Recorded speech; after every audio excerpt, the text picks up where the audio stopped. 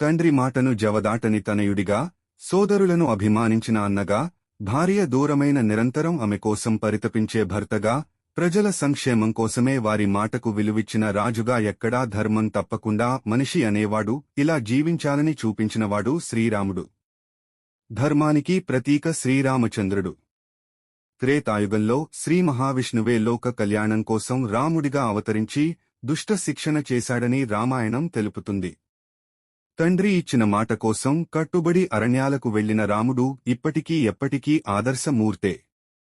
రామాయణంలో రాముడి లక్షణాలు గురించి వర్ణిస్తూ షోడశ మహాగుణాలు ఆయనలో ఉన్నట్లు తెలిపారు. అయితే రాముడితో పాటు సీత, లక్ష్మణుడు, హనుమంతుడు కూడా కొన్ని ధర్మాలకు ప్రతీకలుగా నిలిచారు. సీతాదేవి పతివ్రతా ధర్మానికి ప్రతీక, లక్ష్మణుడు భాతృధర్మానికి ప్రతీక, హనుమంతుడు భక్తికి ప్రతీక. తన అంచంచలమైన భక్తితో హనుమంతుడు నేటికీ చిరంజీవిగా ఉన్నాడు. స్వామి భక్తి పరాయణుడైన వాయు నందనుడు నిరంతరం రామ నామ స్మరణతోనే గడిపాడు. ఇక లక్ష్మణుడు అన్నావదినల సేవ కోసం 14 ఏళ్లు నిద్ర లేకుండా ఉండేలా వరం పొందాడు.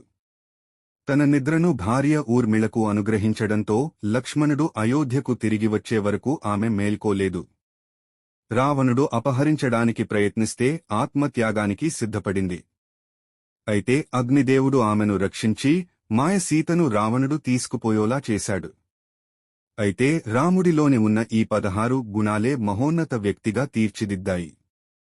గుణవంతుడు, వీర్యవంతుడు, ధర్మాత్ముడు, కృతజ్ఞతాభావం కలిగినవాడు, సత్యం పలికేవాడు, దృఢమైన సంకల్పం కలిగినవాడు, చారిత్రం కలిగినవాడు, సకల ప్రాణుల మంచి కోరేవాడు, విద్యావంతుడు, సమర్థుడు, ఎన్నిసార్లు చూసినా ఇంకా చూడాలనిపించే సౌందర్యం కలిగినవాడు, ధైర్యవంతుడు, క్రోధాన్ని జయించినవాడు, తేజస్సు కలిగినవాడు, ఎదుటివారిలో మంచిని చూసేవాడు, అవసరమైనప్పుడు కోపాన్ని తెచ్చుకోగలిగినవాడు.